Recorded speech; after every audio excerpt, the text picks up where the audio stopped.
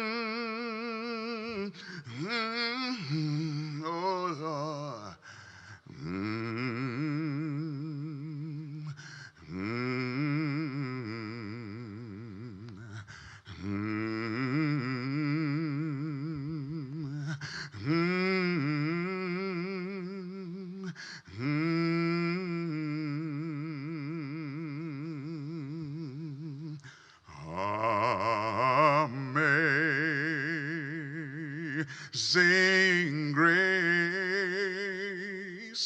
how sweet the sound that saved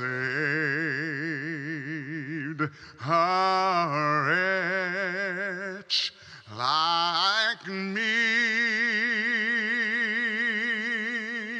I once was lost, but now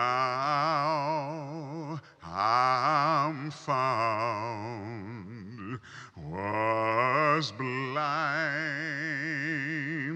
but now I see. When we've been there 10,000 years, bright shining as the sun,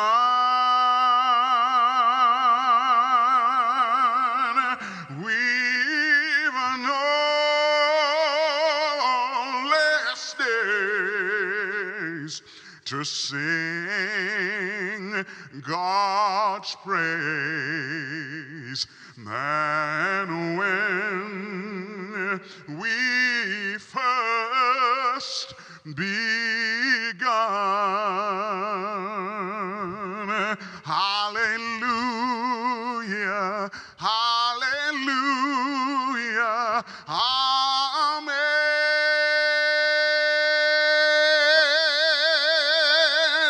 Hallelujah, hallelujah,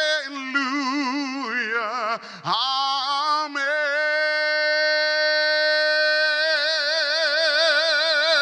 Hallelujah, hallelujah, amen.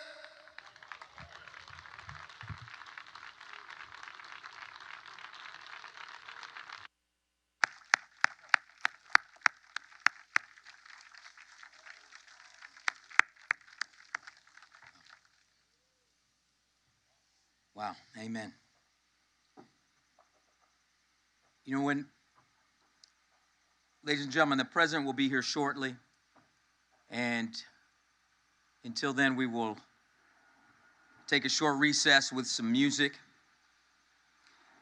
But as we think about these past 10 years, and we think about moving forward, I think about the future. And one of my favorite quotes about the future is actually from 1968. Bobby Kennedy said, "The future does not belong to those who are fearful of bold projects and new ideas, but rather the future belongs to those who can blend passion, reason, and courage into a personal commitment to the great ideals and enterprises of American society." And when we think about big ideas, bold projects, this spectacular memorial certainly represents that. So my heart is filled as we think about the next 10 years. What are we going to build and continue to build off of this legacy? Thank you for joining us here today, and please stand by. Thanks so much.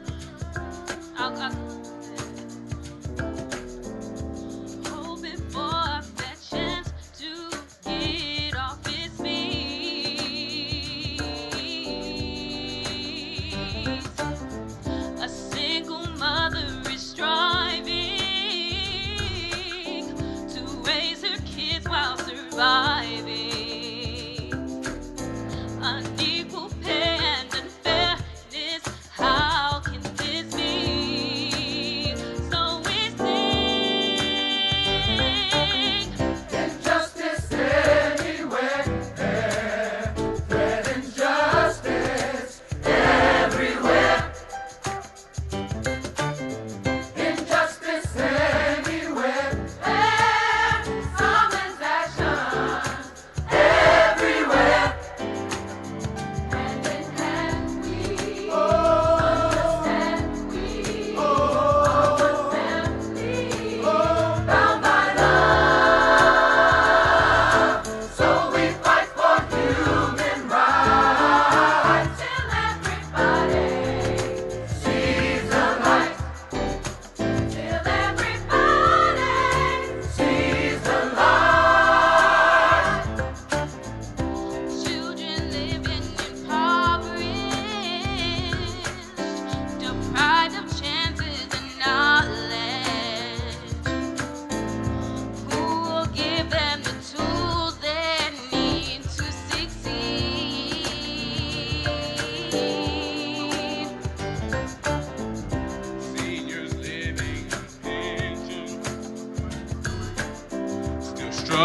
hard not to mention.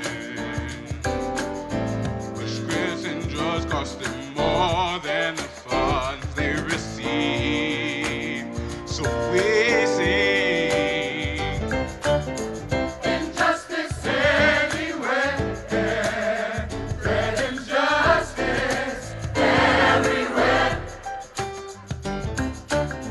injustice everywhere, and someone's action.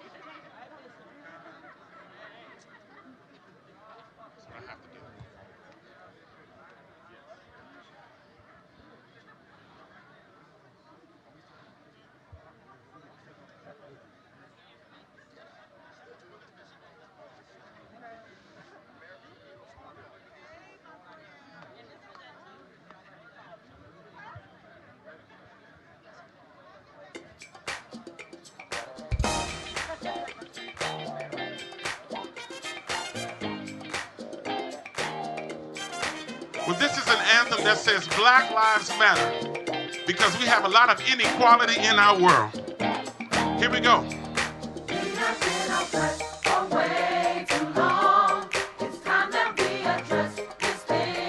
So here's the reason. To let you know. We always had to work twice as hard. Only just to prove that we are smart. No more will we stand for this type of wrong. And it's because say black lives, say black lives matter. Say black lives. Let me hear you tell. Should we focus on goals and dreams and talking about the many ways to achieve? Not have to utter words like I can breathe. That's why we're saying Black Lives Matter. We too deserve to live longer lives, not worry about police trying to take our lives. In case you need to hear it one more time, we're simply saying Black Lives Matter. Say Black Lives. Say Black Lives Matter. Say Black Lives.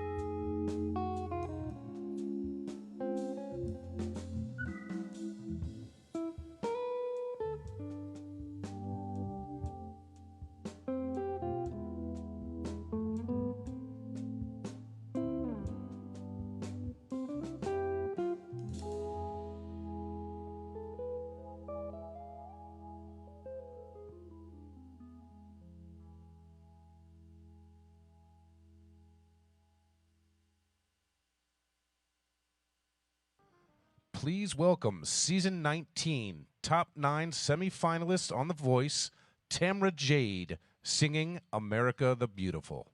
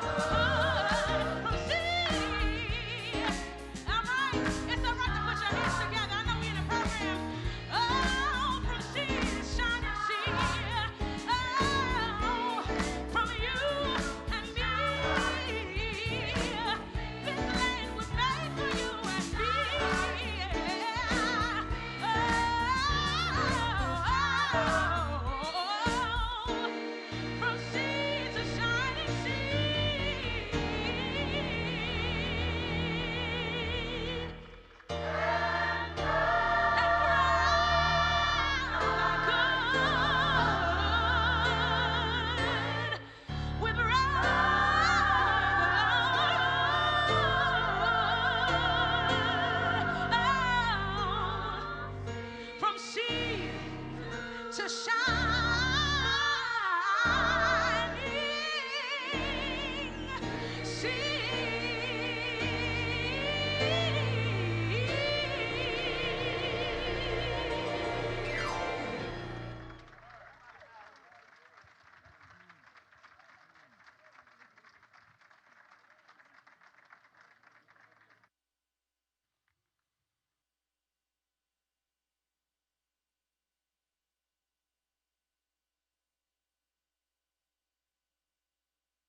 Ladies and gentlemen, the Honorable Nancy Pelosi, Speaker of the U.S. House of Representatives, accompanied by Mr. Harry Johnson, President of the Martin Luther King Jr. National Memorial Foundation.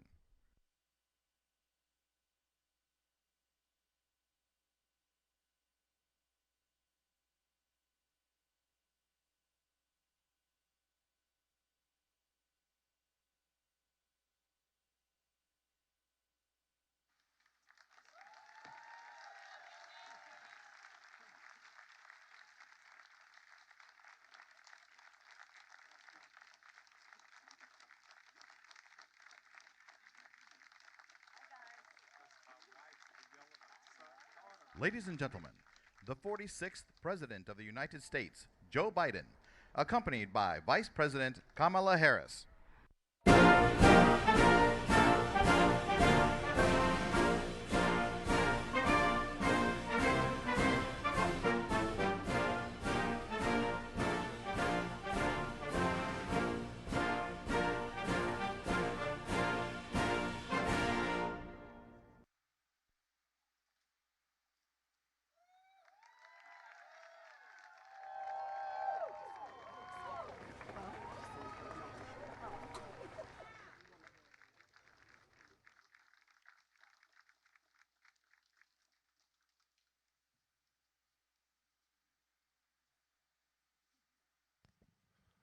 Dr. Joe Ratliff will lead us in the invocation prayer.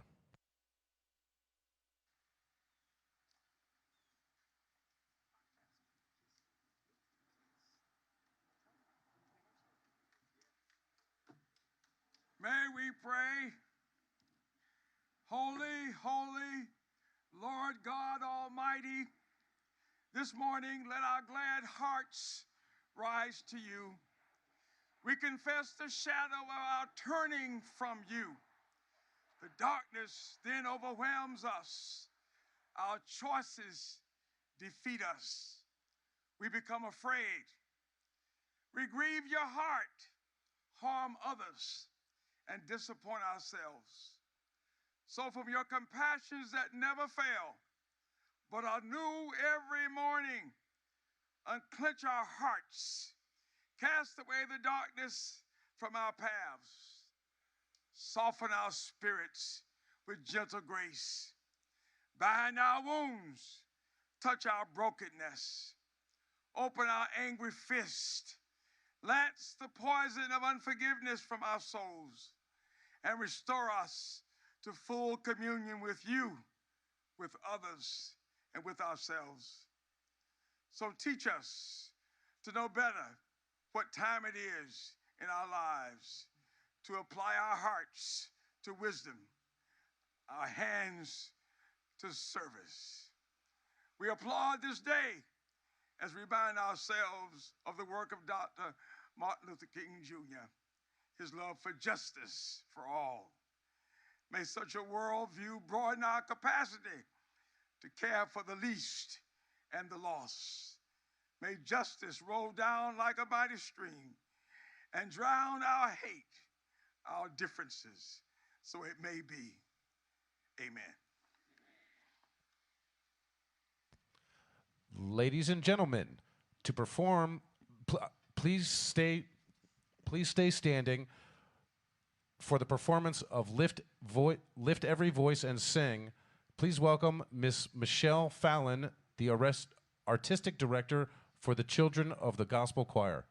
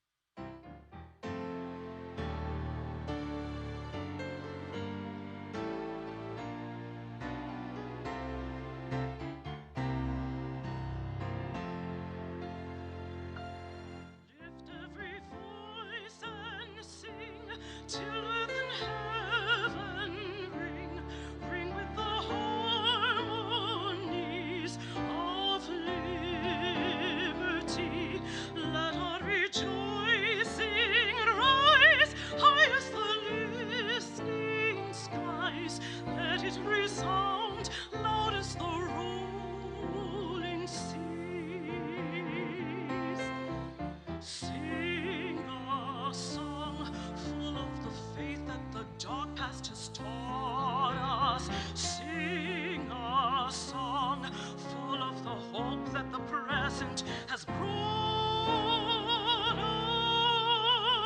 us.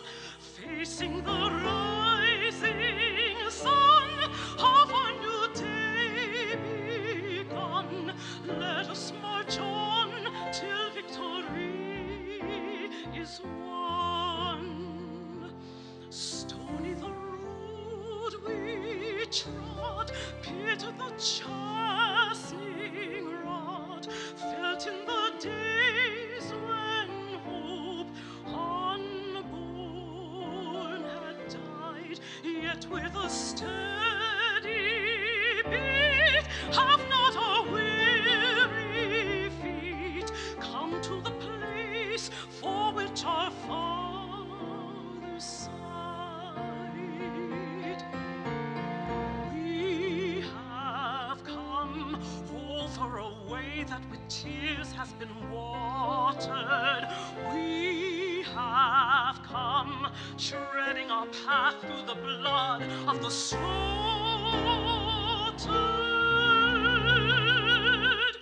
Out from the gloomy past till now we stand at last, where the white gleam of a bright star is cast.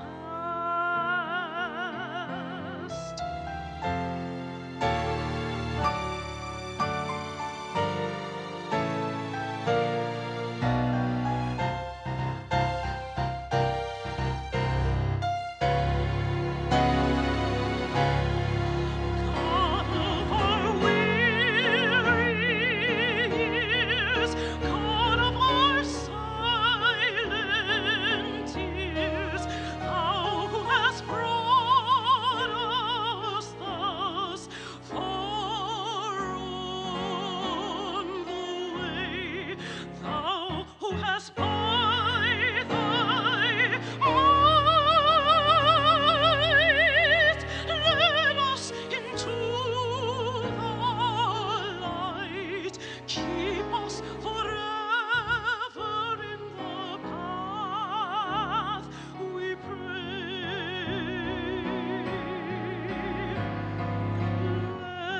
Lest our feet stray from the places, our God, where we met Thee, lest our hearts, drunk with the wine of the world, we forget Thee. Shadowed beneath Thy hand, may we forever stand true to our God, true to our native land.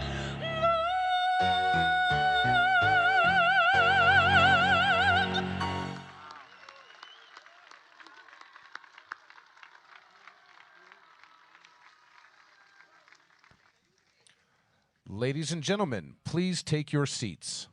Representing the Memorial Foundation's first class of Social Justice Fellows and speaking to Dr. King's tenets of hope and love, please welcome Taylor Cowan of Houston, Texas, to the stage.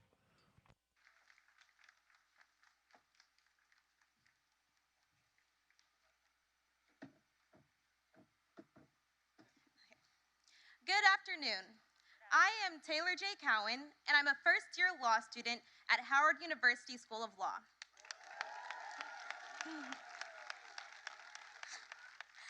I first want to thank Mr. Harry Johnson and Mr. Brian Agnew for their dedication, hard work, and commitment to the Memorial Foundation.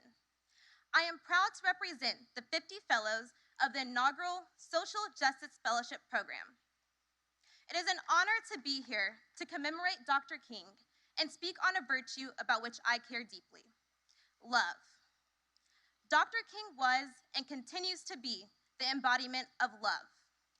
Love as Dr. King most famously said, is the only force capable of transforming an enemy into a friend. As many of us have seen time and time again, love really is not the easiest virtue to live up to, especially during a time when discrimination, racism, and division surrounds us. Yet, when faced with the burdens of hatred, violence, and evil, Dr. King still chose to lead with love. When I was in the 6th grade and facing the typical challenges of a 12-year-old middle schooler, my dad first introduced me to a quote by Dr. King. The ultimate measure of a man is not where he stands in moments of comfort and convenience, but where he stands at times of challenge and controversy. Although the battle by which I'm confronted may change over time, King's words have provided me with light, meaning, and purpose throughout my life. That quote encouraged me to push past the self-doubt that came along with college and law school admissions, reminding me to love my personal journey, embracing all the ups and downs.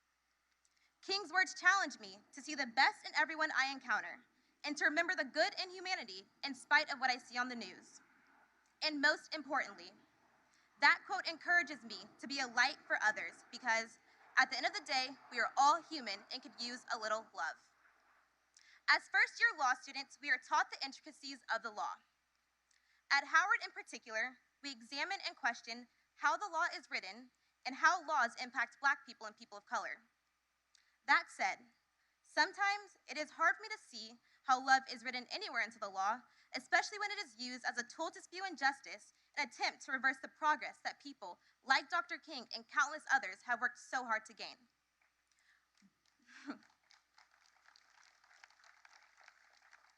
But what I am constantly reminded of is to never lose hope. Because, as Dr. King said, out of the mountain of despair, a stone of hope. Thank you.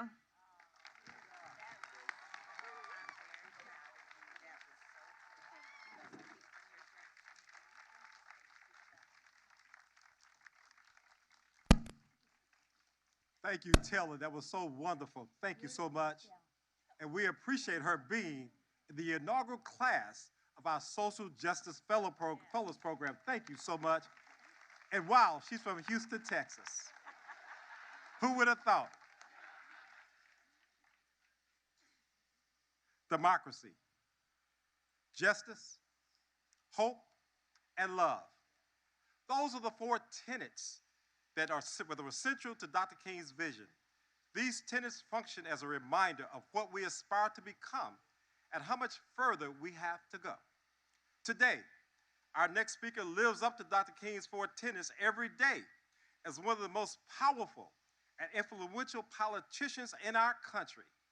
House Speaker Nancy Pelosi she represents the 12th Congressional District for California in the House of Representatives for 33 years. In 2007, she made history as the first Speaker of the House, the first woman Speaker of the House. Please give it up for her. Please welcome Speaker of the House, none other than the Honorable Nancy Pelosi. Oh my God, I'm good. What did have it? Okay. I don't know if I have this or not. I can see you all better. Oh, hello, everyone. Mr. President, Madam Vice President, all the friends of democracy, justice, love, and hope who are here today. And thank you, President Harry Johnson, for your kind introduction. To you and Chairman Guy Vickers, thank you for bringing us together for this beautiful event in your organization's stewardship of these tributes to Dr. King. Let's hear it for Harry Johnson and Guy Vickers. That's an applause line. It's always a thrill. I'm sure I can speak for everyone here. It's always a thrill to return to MLK Memorial and to do so today as we celebrate 10 years since the dedication when we were joined by President Barack Obama and our former colleague, the beloved Congressman John Lewis. On that day, John Lewis said this. He referred to the monument as a monument to peace, to love, and to nonviolent resistance on the front yard of America to symbolize the cornerstone of our true democracy. Dr. King's presence on the front yard of America with Presidents Washington, Presidents Lincoln, Presidents Jefferson, well, his presence, while not a president, has brought luster to the front lawn, has brought justice to the front lawn, and has brought many, many more children to the front lawn of America. Today, it is a privilege, I know, for all of us to return to the mall with so many who were here for that dedication, so many who played a role in the idea and then the fulfillment of that idea of this monument. And that are many members of the Congressional Black Caucus who are here today. They are led by our chair now, Joyce Beatty, and I want them all to rise.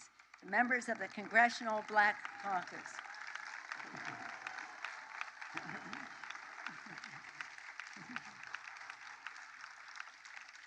Thank you for your leadership, and I also want to thank Reverend Martin Luther King III, Mark Mariel, former Mayor Mariel, and Mayor Muriel Browser for their participation.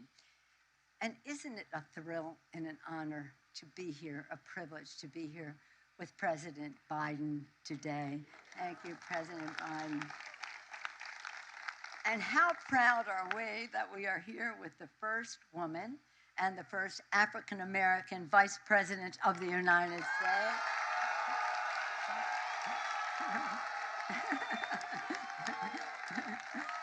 Thank you, Mr. President. Nearly 60 years ago, well, it was actually 58, I remember because I was here, but I couldn't stay to see the speech because I had to leave to go get married. So now I know how many years ago it was because that's how many years I've been married. But it was such an occasion to see so many people converging on Washington, D.C., among others, our dear John Lewis. And to hear, for people to hear Dr. King, not far from here, deliver his immortal call to action. Now, he said, is the time to make real the promises of democracy. Now is the time to make justice a reality for all of America's children. So as was said, I'll speak about that democracy. We must make real the promises of democracy for families lacking affordable health care, child care, lacking good paying jobs with dignity and justice. We must make real the promise of democracy for Americans denied their right to vote and have equal justice under the Constitution. We must make real the promise of democracy for communities of color facing police violence and racial injustice. We must make real the promise of democracy for our children who deserve a safe, secure, healthy housing and a future and who face environmental injustice. In his books, Strength to Love, Dr. King said, God never intended for one group of people to live in superfluous, inordinate wealth while others live in abject, deadening poverty. That challenge, that call to action, could not be more important than it is today as our president proceeds to build back better. Dr. King often preached that change does not roll out on the wheels of inevitability, but comes through continuous struggle. From the earliest days of our democracy, freedom-loving people have struggled to create change for our nation. Indeed, the story of America is the story of ever-expanding freedoms in our country. Strengthened by the vision and inspiration and leadership of President Joe Biden, and it's an applause line, okay? And with the great leadership of Vice President Kamala Harris, strengthened by the leadership, inspired by the activism of millions of Americans across the nation who are crying out for hope, love, justice, and democracy, and blessed by the example of Dr. King, Let us strive to make real his dream and make real the promise of democracy for justice, hope, and love. Thank you all very much.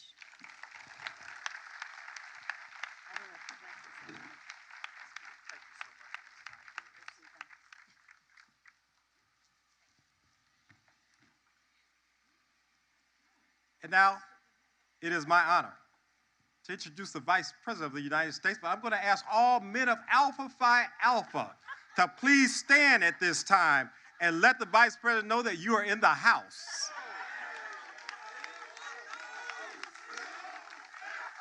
All right, guys, all right, that's enough, that's enough.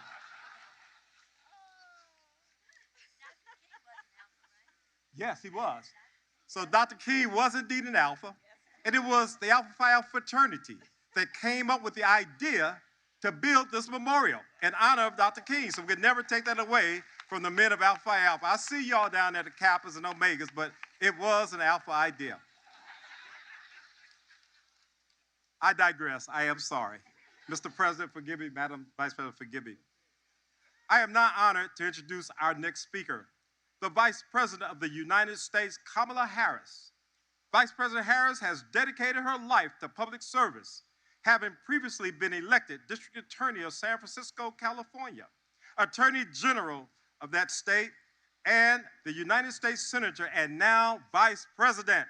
She is the first woman, the first Black American, and the first South Asian American to be elected Vice President, and was the case with any other officials of offices that she held. The through line from Dr. King to Vice President Harris started for her at an early age when her parents would bring her to civil rights demonstrations.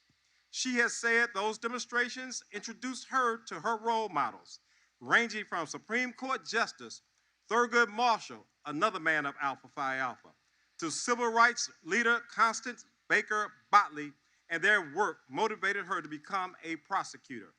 From her time as an undergraduate student here in Washington, D.C. at Howard University through today, she has been a leader in this country for human rights, and we are so honored to have her here today. Please welcome the Vice President of the United States, Kamala Harris. Thank you so much, Madam Vice President. We appreciate you being here with us. Please. I'm so honored to be here. Thank you, everyone. Thank you. You know. Couldn't help it. Thank you, Mr. Johnson, for your leadership, for your vision, for your warmth, and for your love. On this day, we celebrate Dr. King and this monument to him. Love is pervasive all around us right now. Speaker Nancy Pelosi, thank you for what you are doing. I have known the Speaker for a very long time, having started my elected career in San Francisco. She has always been who she is today, a fighter for working people and a voice for those who must be seen and known, and to whom all deserve the kind of dignity that God intended. Thank you. Chairwoman Joyce Beatty and I will call you still my colleagues at the Congressional Black Caucus. Thank you all for your leadership. And to the King family, Martin Luther King III, Dexter Scott King, and Bernice King, for their commitment to carry on the legacy of their family, multi-generational legacy. And to everyone here today, thank you. There are so many leaders who are here. And as we all know, this monument has, in many ways, been distinguished from almost every other monument, in fact, every other monument along this beautiful tidal basin. Because this monument, for most of us here, is dedicated to a man who lived among us. Many of us were alive when Dr. King lived. This monument, whatever your age, is dedicated to a man whose voice we can still hear, whose words still echo, not only across this city, but throughout our country and our world. Dr. Reverend Martin Luther King Jr. was a prophet. He was a prophet in that he saw the present exactly as it was, being clear-eyed, and he saw the future as it could be. And he pushed our nation toward that future. And it's important to remember, Dr. King pushed even as on a daily basis his character was being maligned. He pushed even as his family on a daily basis was being threatened. He pushed even as his very life was in jeopardy. And toward what would be the end of that short life, he pushed even harder, drawing a straight line between racial injustice and economic injustice, demanding more for Black people, for people of color, for working people, for all people. And it may not sound radical now, it was radical then. So as we remember his life and celebrate the anniversary of this beautiful memorial, let us be guided by those same connections he made as they exist today. Racial injustice today is inextricably linked to economic injustice, to the impact of the climate crisis, to the impact of COVID-19, and to the threats to our democracy. And I believe then, knowing and seeing that, the path forward is clear. We must put people to work in good union jobs and invest in the care, the child care, the home care that people need to be able to go to work. We must reform our criminal justice system and our immigration system. We must defend and strengthen the right that unlocks all other rights, the right to vote. And as we all know, in 2013, the Voting Rights Act that Dr. King and so many others fought for was gutted by the Supreme Court decision in Shelby v. Holder. That decision opened the floodgates for the anti-voter laws we see being passed in states throughout our country today. And to be sure, we should not have to keep fighting so hard to secure our fundamental rights, but fight we must, and fight we will.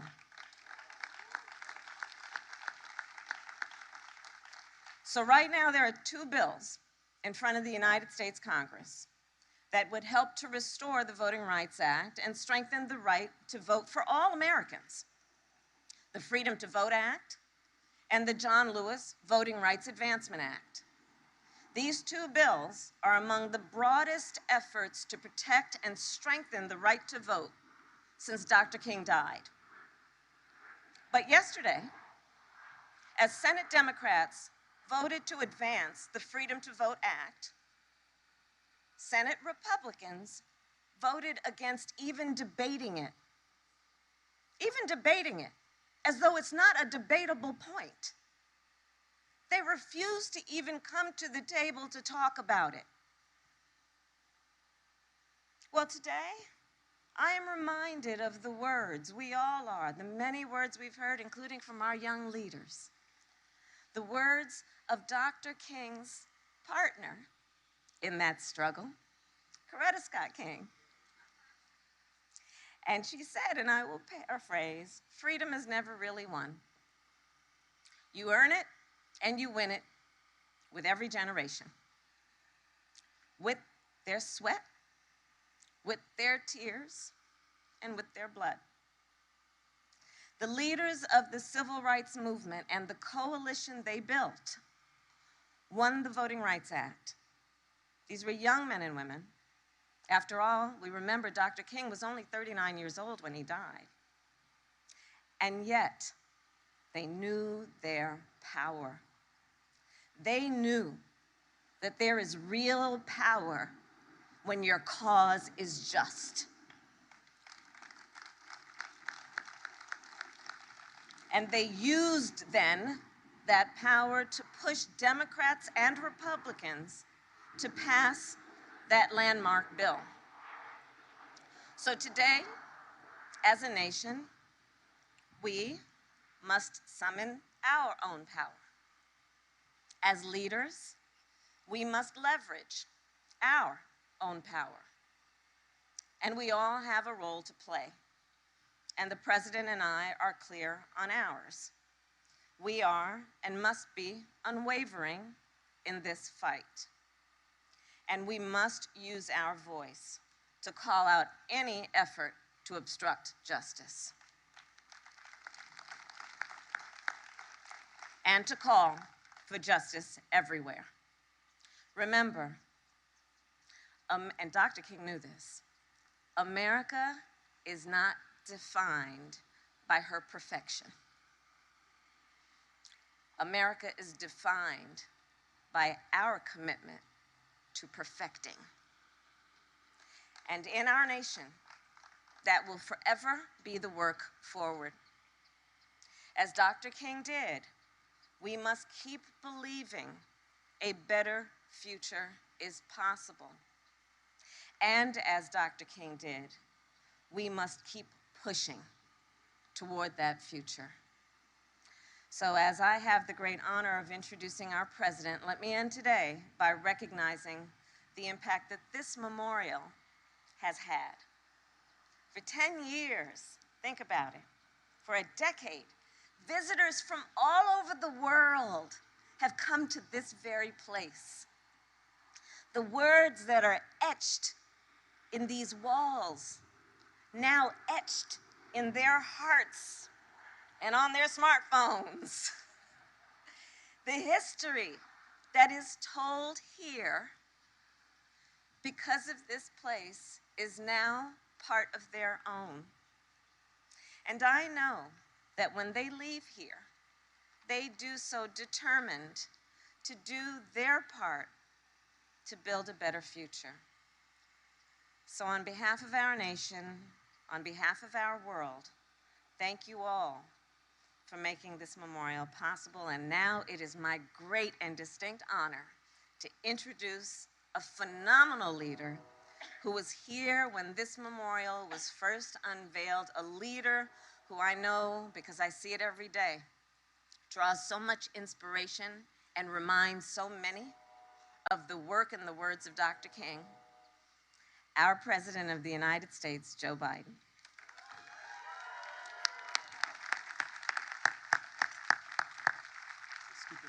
I got it. Thank you, Kamala. Thank you all so very much. Mr. President.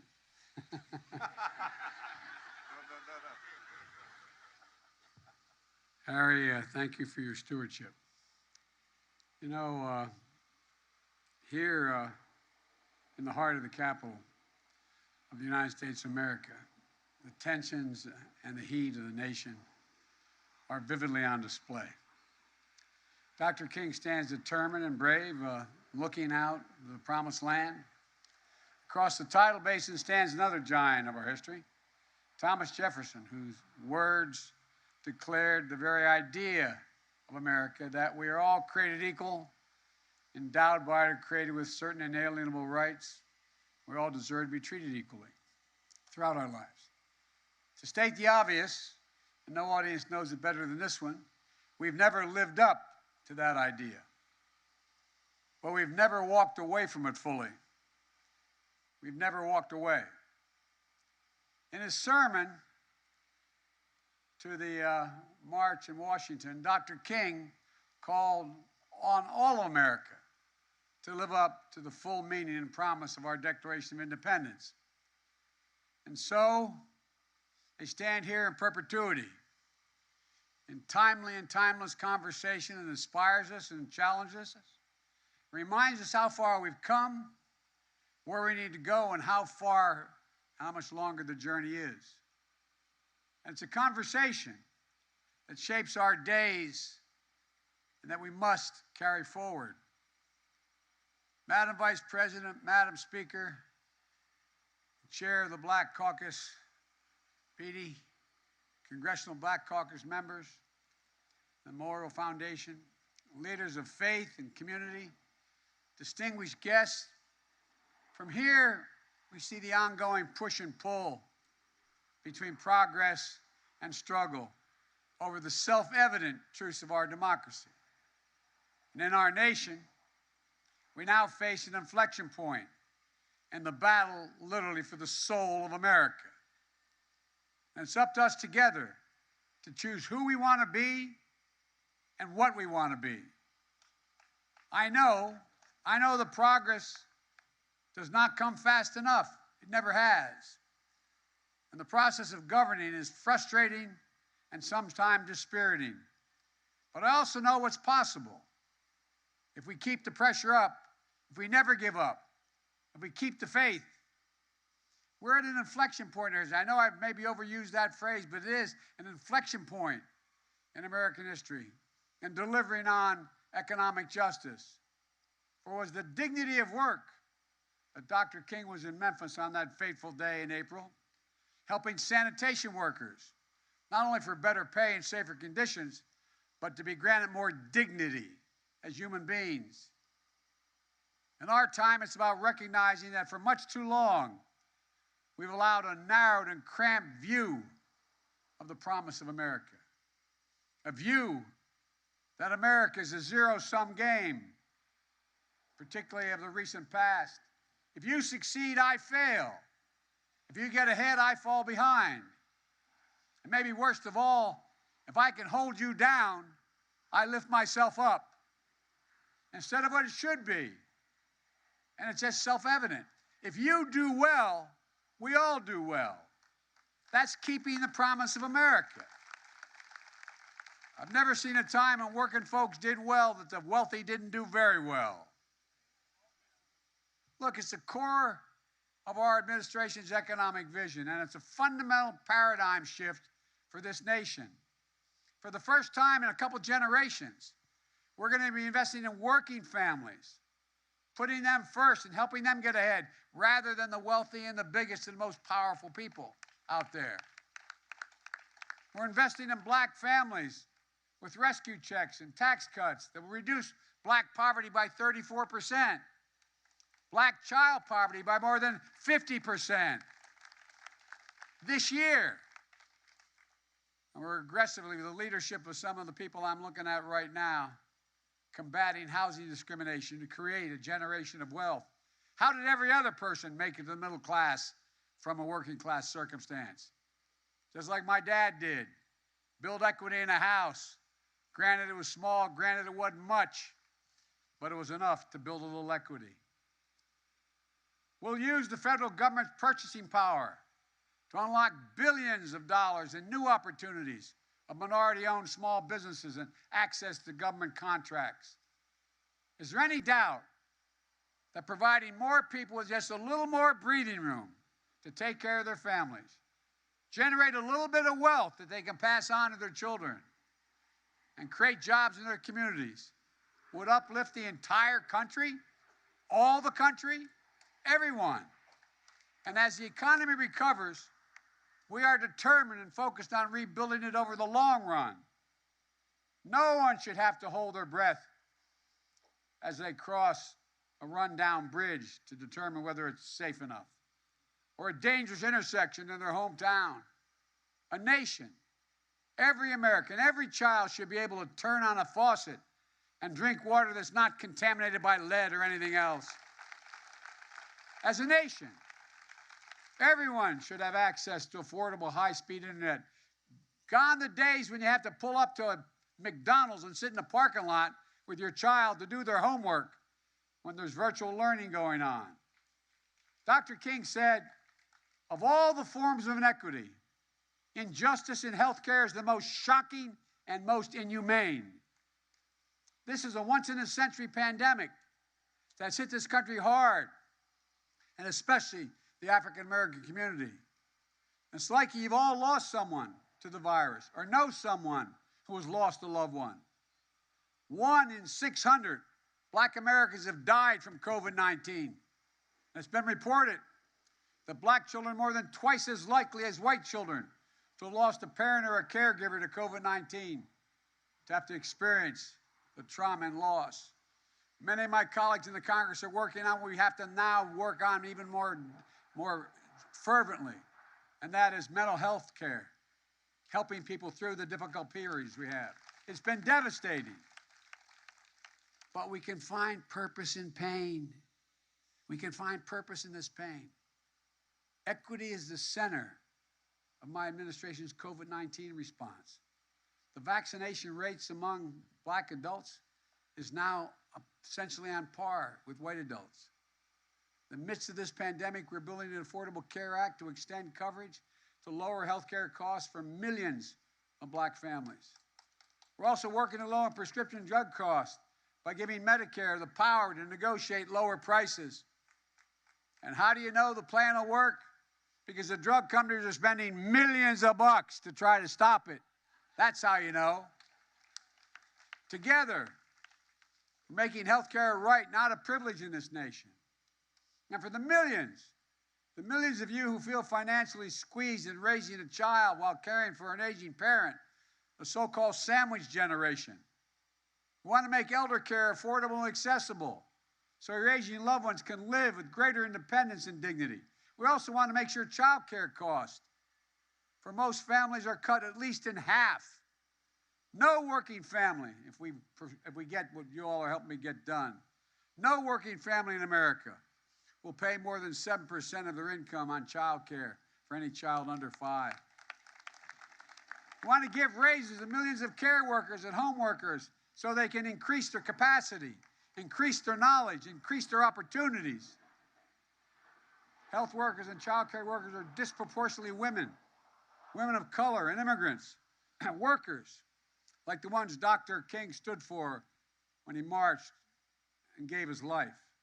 Look, folks, just imagine, instead of consigning millions of our children to under-resourced schools, we gave every single child in America access to an education at age 3 and age 4, quality preschool. We can afford to do this. We can't afford not to do it. And we do know, no matter what the background or circumstance the child comes from, when given that opportunity, they have a better than 58% chance of making it all the way through 12 years without getting themselves in trouble and maybe go on beyond that. This will change lives forever. So will historic investments in higher education, significantly increasing Pell Grants to help millions of Black students and lower-income families attend community colleges and 4-year schools. I tell you, let me be clear. In the shadow of the Morehouse men, I hear a lot about that, guys. And with the Howard alumni, I keep making the case, if you excuse the point of personal privilege, we used to say in the Senate. The best HBCU in the country is Delaware State. That's where I got started. Come on. But here's what we've done. In addition to putting the president of Delaware State, who used to work for me, doctor, in charge of all of this, we're committed to nearly $5 billion this year in historic investments with more historically Black colleges and universities to make every single student, give them a shot at the good paying jobs. And you all know what I mean, but for anybody watching this, one of the problems is Black students in college are just have every single capability any other student does. But guess what? Because they don't have great endowments, they can't compete for those government contracts that are out there that the big schools are able to go out and get. Cybersecurity, for example. Starting salaries, $125,000 bucks, but you don't get that contract unless you have laboratories, unless you have the facilities you can, in fact, train on. We also know this is about the promise of America. Economic injustice also means delivering environmental justice to communities on fence-line communities, dividing homes in toxic areas. My state is one of the highest cancer rates in the history of in America, because I lived in a fence-line community called Claymont, Delaware. We used to get up in the morning, not a joke, when I get driven to the little school I went up the street. Turn on the windshield wiper in the fall, the first frost, and literally be an oil slick in the window, not a joke. An oil slick in the window. That's why an awful lot of us, including me, have bronchial asthma. It means reducing pollution so our children can develop and avoid these consequences. Every one of you have an alley in your state. We call it Cancer Alley in our state, going down Route 13. Look, it means building up our resilience to the climate crisis, to the next extreme weather events. And these have been of biblical proportions. Biblical proportions. 178-mile top winds in a hurricane down in Louisiana. More people dying in Queens in their basements because 20 inches of rain, they flooded and couldn't get out of their basements. They drowned. Superstorms, droughts, wildfire, hurricanes. This is the promise for America, urban and rural, and all across America, not just for any one area. And as we fight for economic justice to fulfill the promise of America for all Americans, the work continues on delivering equal justice under the law. Look, I know the frustration we all feel that more than 1 year after George Floyd's murder and the conviction of his murderer about 6 months ago, meaningful police reform in George's name is still not passed Congress. I remember many times meeting with a little daughter, and she'd say to me, "My daddy's changing history. He's going to change history." But we haven't fulfilled that yet. I understand. We got to keep fighting. Let me be clear, though. We're going to continue to fight for real police reform legislation. And the fight's not anywhere near over. Despite Republican obstruction, my administration is active. We've already announced changes to the federal law enforcement policies, a ban on chokeholds, restriction on no-knock warrants, requirement that federal agents wear and activate body cameras, ending Department of Justice use of private prisons, rescinding the previous administration's guidance to U.S. attorneys to require the harshest of penalties. The Justice Department has opened a pattern and practice investigation of systematic police misconduct in police departments in Phoenix, Louisville, and Minneapolis. Just because we can't get it done in the states, we are not standing back. But we have much more to do. In addition to these important steps, my administration also wants to advance some meaningful police reform that includes additional executive actions to live up to America's promise of equal justice under the law. Our work continues to create a safer and stronger communities in critical ways. With my American Rescue Plan, and thank you and the Congress for supporting it, everybody kind of forgets that was $1.9 billion, trillion. We got a heck of a lot done with that. That it did so well, people don't even know where it came from. No, I'm serious. Think about it. Like, what'd you do for me lately? Well, we had $1.9 billion we took care of. Well, we made historic investments in community policing and violence intervention programs. And we're shown to reduce some of these programs, reduce violence by 60%.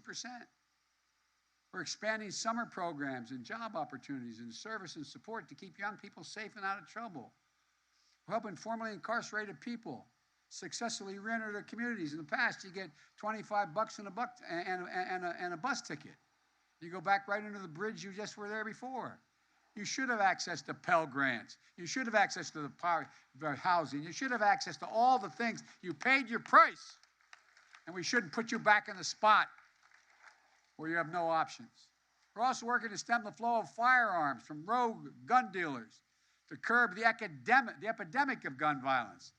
I know I get criticized for being the guy who passed the assault weapons ban. I'm proud of having passed the assault weapons ban. But here's the deal. We heard Dr. King paraphrase Micah.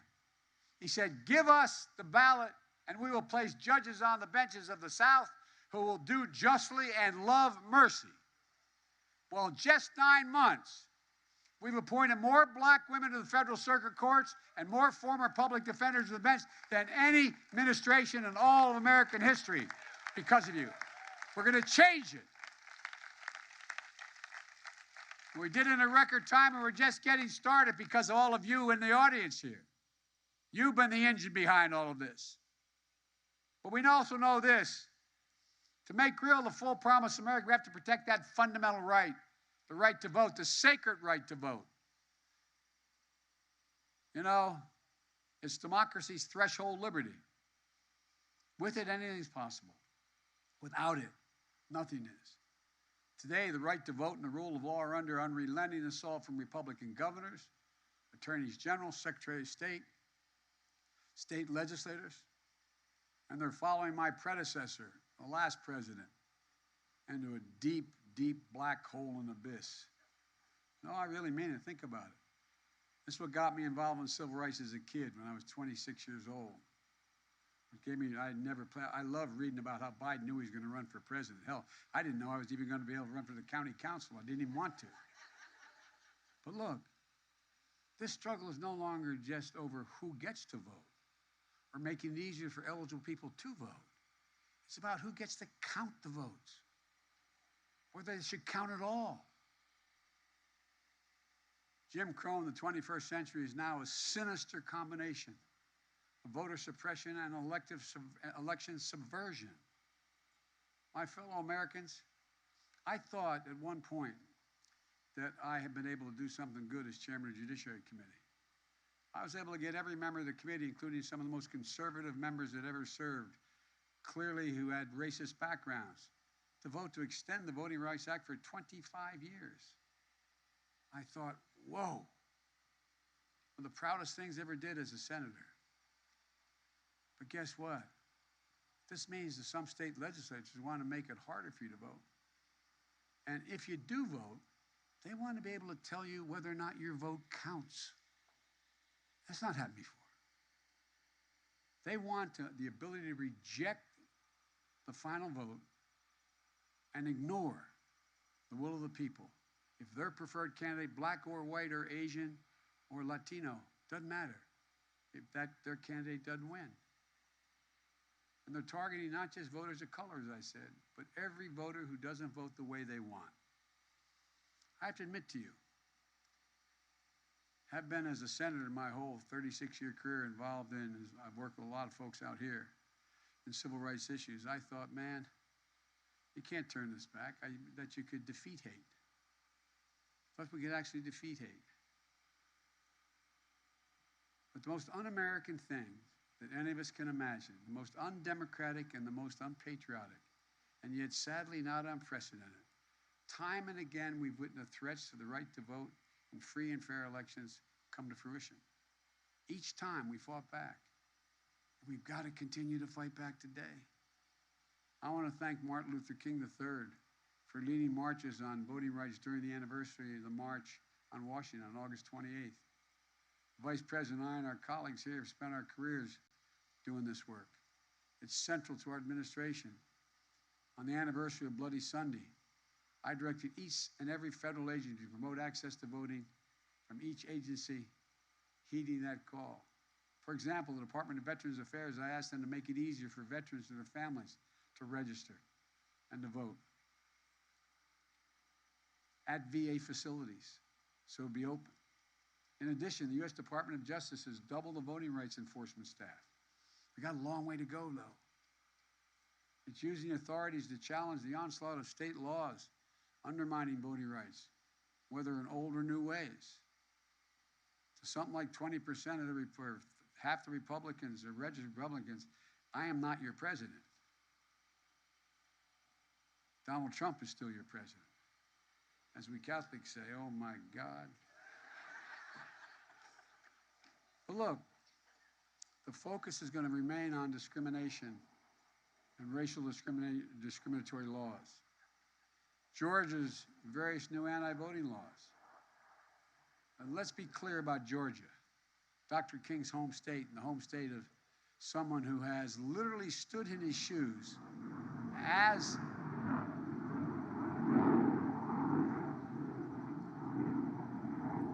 I think some of you guys knew this was the next line was coming. That's why you had the Jets come out. Stood in his shoes as a Morehouse man. That's what I keep getting from Cedric. Oh, anyway. and is a preacher in the pulpit of Ebenezer. United States Senator Raphael Warnock, the first black senator in Georgia's history. Senator Warnock won his election in the battle of ideas. He earned the trust and confidence of a broad coalition of voters in Georgia. In response of Republicans of Georgia, what was it? It's not to try winning on the merits and ideas. It's by changing the rules to make it harder for people to vote, deny the franchise. The Vice President was leading our administration's efforts, and we've supported Democrats pressing to enact critical voting rights bills since day one of this administration, making sure we have unanimous support. But each and every time, the Senate Republicans block it by refusing even to talk about it. They're afraid to even just debate the bills in the U.S. Senate, as they did again yesterday, even on a bill that includes provisions that they've traditionally supported. It's unfair, it's unconscionable, and it's un-American. And this battle's far from over. The door has not been closed. John Lewis Voting Rights Act will soon come up for a vote, named after our dear friend we still miss dearly, but whose voice we hear every day in our hearts and our conscience. It's a law that helped lead the reauthorization, as I said, for 25 years that I served in the Senate Judiciary Committee, expanding the Voting Rights Act. Traditionally received bipartisan support. We have to keep up the fight and get it done. And I know the moment we're in. You know the moment we're in. I know the stakes. You know the stakes. This is far from over. And finally, we're confronting the stains of what remains the deep stain in the soul of the nation. Hate and white supremacy. You know, there's a tough through line of subjugation and enslaved people from our earliest days to the reigns of radicalized terror, the KKK, to Dr. King being assassinated. And through that, though that line continues to be the torches emerging from dark shadows in Charlottesville, carrying out Nazi banners and chanting anti-Semitic bile and Ku Klux Klan flags, and the violent, deadly insurrection on the Capitol 9 months ago, it was about white supremacy, in my view. The rise of hate crimes against Asian Americans during the pandemic, and the rise of anti-Semitism here in America and around the world. The through line is that hate never goes away. It never, I thought, and all the years I've been involved, I thought once we got through it, it would go away. But it doesn't. It only hides. It only hides until some seeming legitimate person breathes some oxygen under the rocks where they're hiding and gives us some breath. I've said it before, and all my colleagues here know it. According to the United States intelligence community, domestic terrorism from white supremacists is the most lethal terrorist threat in the homeland. To that end, our administration is carrying out the first ever comprehensive effort to tackle the threat posed by domestic terrorism, including white supremacy. We're doing so by taking action to reduce online radicalism and recruitment to violence. We're also disrupting networks that inspire violence and domestic terrorists by providing resources to communities to build resilience. We cannot and must not give hate any safe harbor. Any safe harbor. My fellow Americans, standing here reminded of the goal of the Southern Christian Leadership Conference, which Dr. King led, and I quote, he said his goal was to, quote, redeem the soul of America. That's what's at stake here, the soul of America. And we know that it's not the work of a single day or a single administration or even a single generation. But here we stand with Dr. King to show out of struggle, there's progress. Out of despair, there's hope. From the promise of equality and opportunity, of jobs, justice, and freedom, we see Black excellence, American excellence, Black history as American history, and a defining source of the might of this nation. That's why we're here today, to renew our own courage in the shadow and the light and on the shoulders of Dr. King, Coretta Scott King, and all those known and unknown who gave their whole souls to this work. the courage to confront wrong and to try to do right, the courage to heal the broken places of the nation, the courage to see America whole, to acknowledge where we fall short, to devote ourselves to the perfection of the union that we love and we must protect. For if we can summon the courage to do these things, we'll have done our duty, honored our commitments, brought the dream of Dr. King just a little bit closer to reality. It's the highest of callings. It's the most sacred of charges. And it's what, with the help of God, we can do now. So let's go forth from this sacred place, tumbled in turmoil with hope and promise of a nation always seeking, always thriving, always keeping the faith. Because, folks, you know, I know my colleagues in the Senate used to always kid me for quoting Irish poets on the floor. They thought I did it because I was Irish. It's not the reason. They're just the best poets in the world.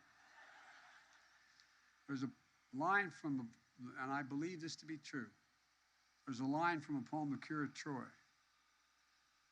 It says that once in a lifetime, that tidal wave of justice rises up, and hope and history rhyme. It's not the whole quote, I won't bore you at all, but hope and history rhyme. I believe the American people, the vast majority, are with us. I think they see much more clearly what you've all been fighting for your whole lives now. It's in stark relief. The bad news, we had a president who appealed to the prejudice. The good news is that he ripped the Band-Aid off, made it absolutely clear what's at stake. And I think the American people will follow us. But guess what? Whether they will or not, we have no choice. We have to continue to fight. God bless you all. May God protect our troops.